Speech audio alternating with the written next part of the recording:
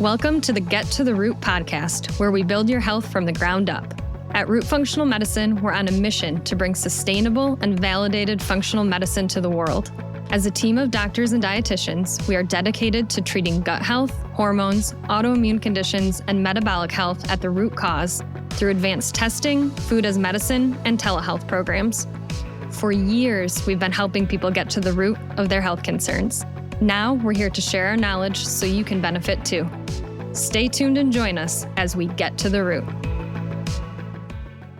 Welcome back to the Get to the Root podcast, where we explore what it really means to take care of your health from the inside out. I'm your host, Dr. Erica Armstrong.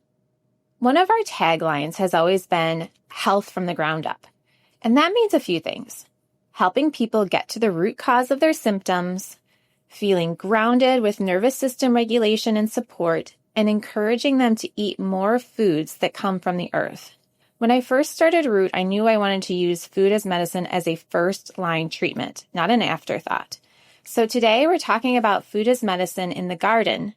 I'm joined by Dr. Michelle Seguin, one of our Root functional medicine doctors and a passionate gardener, to explore how growing even a little of your own food can support your overall health, lower stress, and help you feel more grounded. Whether you've got a full backyard garden or just a pot of oregano on your windowsill, this one's for you. Welcome, Michelle.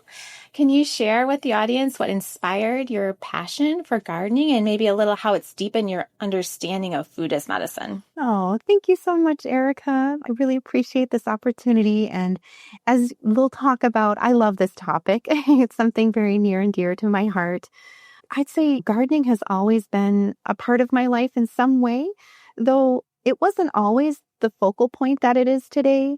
Growing up, we always had pots of peppers and tomatoes on our front porch, and we shared a vegetable garden with a couple of other families where we got together as a group to plant it out in the spring and then shared the harvest throughout the season. But it really wasn't until my medical training that I began to see gardening through a different lens. And I left residency, like many of us, feeling well equipped to manage chronic disease, but much less prepared to help prevent or reverse it.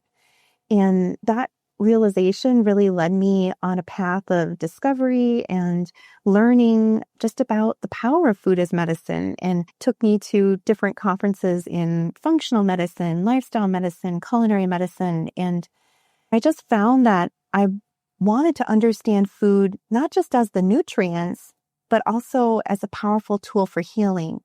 And I realized that I couldn't fully do that without understanding where my food came from and how it was grown. And I often joke about in medical school, you'd find like a copy of Elliot Coleman's The New Organic Grower book sitting on my dining room table next to my Netter Anatomy Atlas. It seemed so obvious to me that as you were studying soil biology and plant physiology, that these are complementary systems to our own inner physiology. And the systems just felt so interconnected. The soil, the body, the food, the seasons. And the deeper I've gone into gardening, the more it's reshaped how I think about nourishment, and that it's not just what we eat, but it's also the relationship we cultivate with the land, with our food, and with ourselves.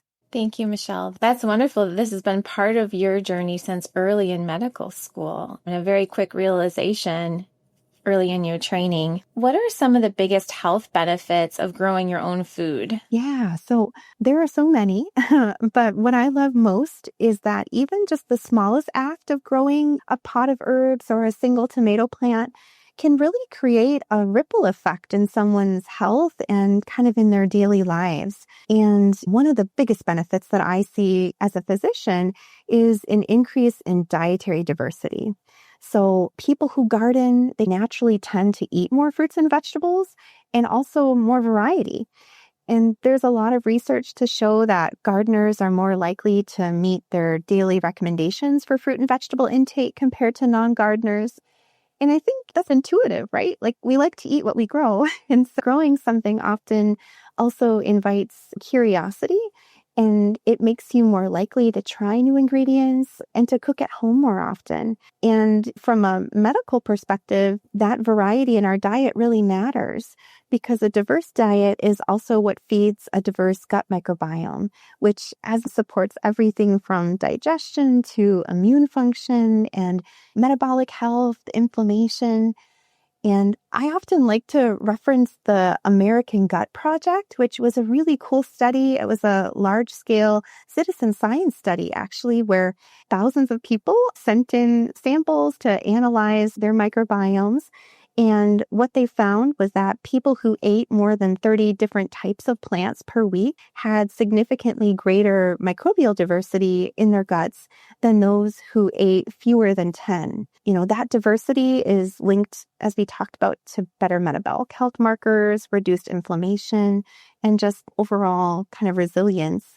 And even here at Root, we use like a 30 plants a week checklist, which is so fun. It helps support our members in reaching that goal. And it's really just a simple and powerful way to track plant diversity and invite in more color and texture and fiber onto our plates. For someone who's just starting out gardening, even a little bit, we see those numbers go up without much effort. Oh, that's good to know that even small efforts can really matter in the microbiome diversity. Can you talk about the nutritional differences between the fresh homegrown produce and store-bought items? Yeah, for sure. And I really appreciate this question because I always like to approach it with nuance and also with compassion, because the truth is not everyone has access to local farms or the ability to grow their own food, and that's completely okay. There are still many ways that we can nourish ourselves. And that being said, though, there are some meaningful differences nutritionally that are important to consider, particularly with produce. And after produce is harvested, its nutrient content, especially kind of delicate compounds like vitamin C and folate and even certain antioxidants, begin to decline after harvest. There are some studies that suggest like spinach, for example, can lose up to 90% of its vitamin C within a week, depending on how it's stored and transported. When you grow your own food or you're able to purchase it in season locally from a farmer's market, you're often eating produce that is picked at peak ripeness and enjoyed within hours or days. And so that really means you're getting more of those vitamins and minerals and flavor compounds with every bite. That's one of the big benefits. But I also like to remind people that frozen produce can be a wonderful option too, because it's also harvested and flash frozen at peak freshness, locking in those vitamins and nutrients. And so for many people who may not have access to a garden or local food system, or if it's out of season, like we're in the winter time, we can't grow those things like frozen spinach, berries, broccoli can really be so incredibly nutrient dense.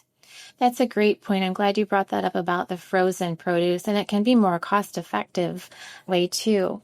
Yeah. So you were talking about this diversity and the importance of the microbiome. We've talked about that quite a bit on the podcast and the different things that different bacteria do for our bodies, from GLP-1 production to anti-inflammatory to hormone modulation, all of these things. Can you talk a little bit more about why the phytonutrients matter for our health? Why do we have this phytonutrient checklist as one of our resources at Root? Yes, absolutely. This is also one of my favorite topics, and I always like to credit one of my friends and mentors, Dr. Deanna Minnick, for really opening my eyes to just the science of eating the rainbow. And she's really taught me so much about the role of phytonutrients, not just in our food, but also in how we experience nourishment, the beauty of eating colorful foods. I tell people that her work really inspired me to not only eat the rainbow, but to grow it too. Phytonutrients in general are really the naturally occurring compounds in plants that give them their vibrant colors and flavors. And they offer really incredible health benefits, like you had mentioned, in terms of reducing inflammation, supporting detoxification, feeding the gut microbiome, and even protecting our cells against oxidative stress. But it's so neat, I think, because each color group really supports different systems in the body. If we're thinking about summer produce and we think about red-colored foods, so things like tomatoes and watermelon, they're really rich in lycopene. which helps to support heart health and even skin health. Orange and yellow vegetables, so things like carrots and squash or sweet potatoes, are really rich in beta carotene, which is important for immune function and vision.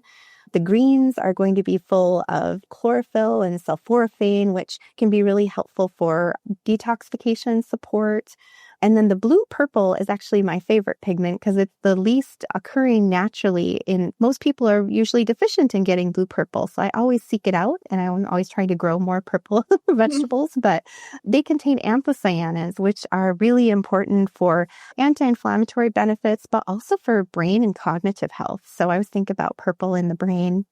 And even like white and tan colored plants, so things like onions and garlic contain allicin, which is important for immune function. So you had mentioned the phytonutrient color checklist, which I think is so fun. And at Root, that's a way that we can help support our members track and celebrate the variety that they're eating each week. I think it's fun and it's an empowering shift for people thinking about, instead of thinking about what they have to avoid, they can ask, what color can I add? I'm already motivated to eat more cookies. Thank you, Michelle. That was a wonderful explanation, especially the blue purple. One of our recipes at Root is a smoothie and it's called blueberries on the brain. And so it always makes me remember that, yeah, that blue purple is for brain health. So with summer just about here, what are some summer grown plants that are especially powerful when it comes to supporting gut health? Yeah, totally. So summer, obviously, especially here in our area in Michigan, we think about beautiful summer produce and the abundance. But when we're thinking specifically about gut health, there's three things that come to mind. And so I often think about fiber and phytonutrients, which we've talked about, and then also hydration. And so if we start with fiber, I think many of us are aware that fiber is really foundational for gut health and for a healthy microbiome. It helps to feed those healthy bacteria, also helps to support regularity. And fiber is also helpful for blood sugar regulation as well. So we talk a lot about that with our members. So when I think about some of the best summer vegetables that are good sources of fiber, I think about things like zucchini and cucumbers, which are very common, green beans, which I think most everyone likes in some way, and then also some of the leafy greens, kale, Swiss chard, and collards.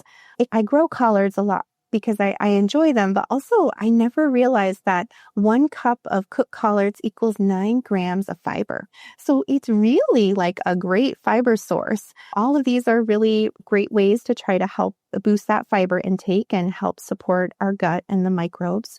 We mentioned phytonutrients. I think we talked about that colorful plant compounds. They can help reduce inflammation. They also help support gut lining. So again, just really trying to get as much color on our plates as we can.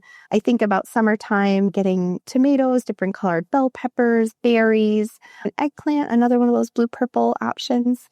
And then hydration. I think that's another one that we forget about. We always are thinking about hydration in terms of the water that we're taking in, which is our primary source, but fruits and vegetables also can be hydrating and are another way to add to that. A well-hydrated gut, I like to say, is a happy gut. And so summer grown vegetables, things like cucumbers, tomatoes, radishes are actually quite high in water intake.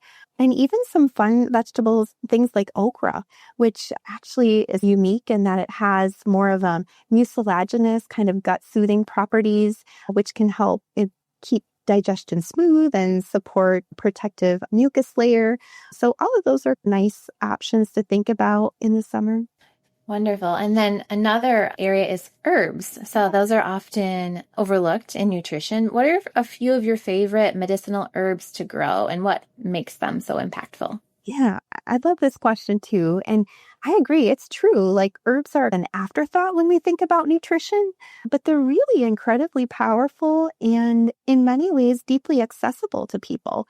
And so I think about herbs and their influence and impact on health kind of in a stepwise way, starting with culinary herbs. So thinking about just kind of culinary staples like rosemary, oregano, thyme, basil. They all have such great anti-inflammatory benefits and even in some cases antimicrobial effects. But really one of my favorite ways to expand herbs into my daily life beyond just culinary herbs is by growing like a simple tea garden. So every year I always like to have kind of a container garden with some of my favorite herbs. And they usually are chamomile, lemon balm, and then some form of mint. I often grow spearmint, but these are all very gentle, nourishing herbs. And the chamomile and lemon balm specifically are considered nervines.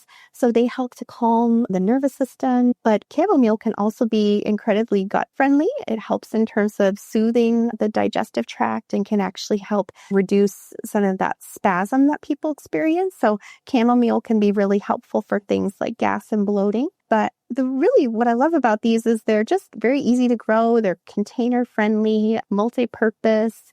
And I often like to either have them as a warm tea. So just being able to go out and pick a few sprigs of lemon balm, maybe a small handful of fresh mint, and then a few chamomile leaves or chamomile flowers.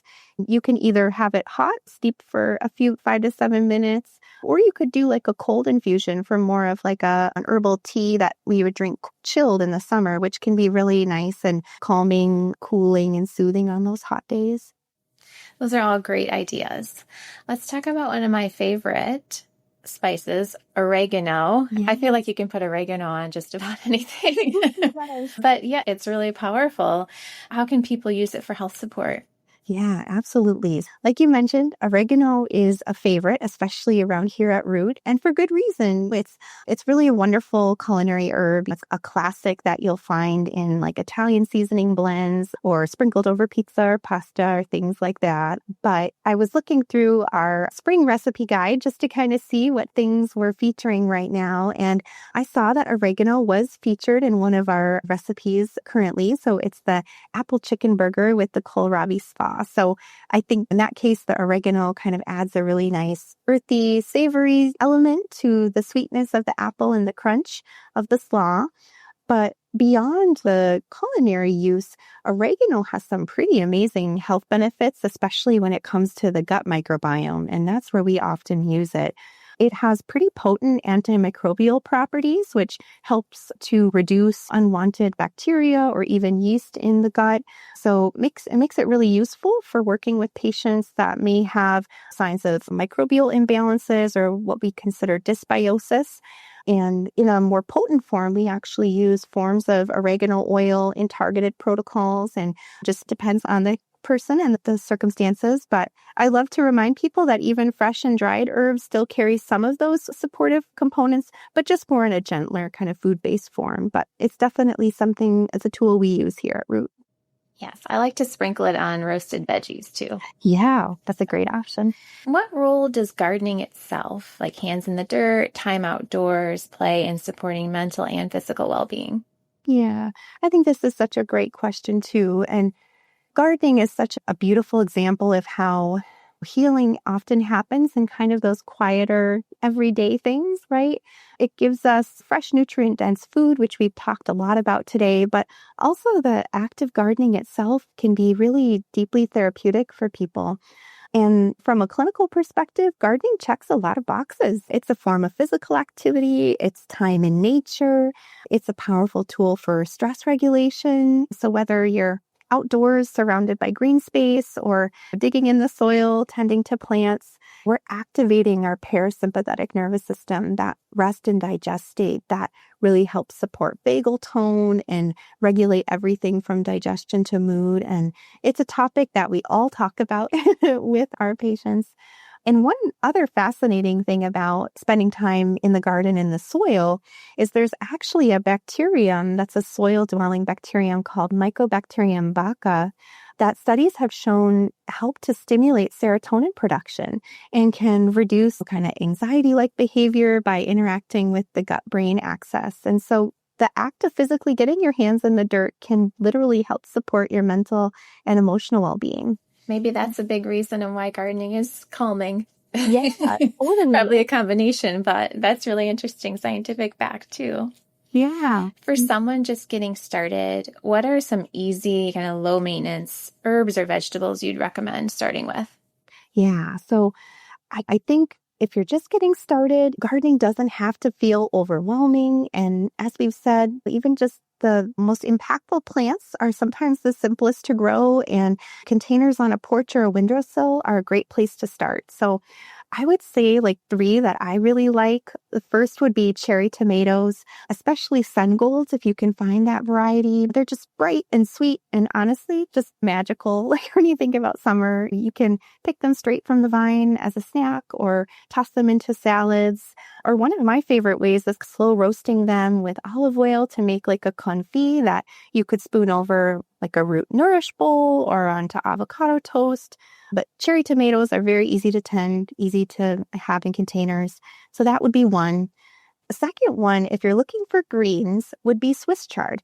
And I really love this one because I think it's easy to grow. It's also great for families because it's got big seeds, which are great for little hands to plant. So my 6-year-old son, like this is one of his favorite things to help me plant each spring. And when they sprout, they're pretty quick to grow. So it's satisfying to be able to tend and harvest. But the other thing about Swiss chard is that you can use it at various stages. So if you plant it really densely in a container, you can harvest the tender greens and have those early on, either raw or cooked, thrown into a smoothie. Or you can let them grow big, so they're like the big leaves with the pretty colored stalks, and that can be cut and sautéed or stirred into egg bakes or frittatas. And even in our spring guide, I was looking again at the recipes and I saw that Swiss chard was in our veggie packed egg bake for this guide. And one surprising place that I saw it was in the banana oat blender pancakes. So if you're looking to add some greens to that, Swiss chard would be a nice option.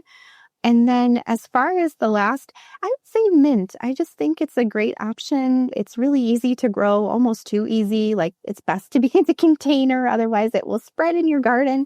But it's really wonderful. We talked about steeping it as a tea, but also it just is really nice in smoothies, vinaigrettes or marinades, in fresh in salads. And we actually highlighted it in our salmon salad with the lemon vinaigrette for this spring guide. And we've already had a few people at Roots say that they really enjoyed it, and the mint was what kind of helped make it pop. So I would say those are 3 options for someone just starting out. Thank you, Michelle. This has been so educational and inspiring. And I know you write even more about gardening and recipes on your own blog on Substack, which people can find at Michelle Seguin, MD. And if you're interested in working with Michelle, you can join as an individual Root member or ask your company about making Root your next benefit. Thanks for joining us, Michelle. Yeah, thank you so much. I love this conversation and our time together. Thanks, Erica. Thanks for tuning in to the Get to the Root podcast. If you found value in today's episode, don't forget to subscribe, share it with someone who might benefit, and leave us a review. For more resources and to connect with us, visit rootfunctionalmedicine.com. Remember, your health journey starts with understanding the root cause. Join us next time.